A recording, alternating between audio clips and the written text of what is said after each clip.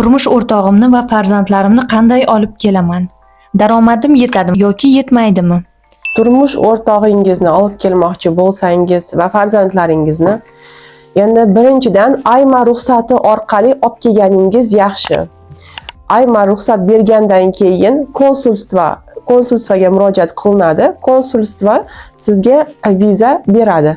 Sizni daromadingiz agar minimum daromad bo'lsa, Portugaliyada bu 870 yevro. Agar shunaqa bo'ladigan bo'lsa, albatta yetmaydi. Masalan, o'zingizni, rafiqangizni yoki turmush o'rtog'ingizni olib kelmoqchi bo'lsangiz, bu daromad kamlik qiladi. Endi qarang, qanday hisoblasa bo'ladi?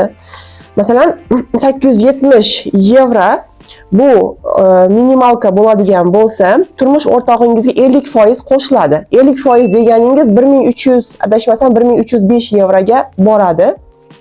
Farzandlaringizga esa har bir farzandga 30% dan.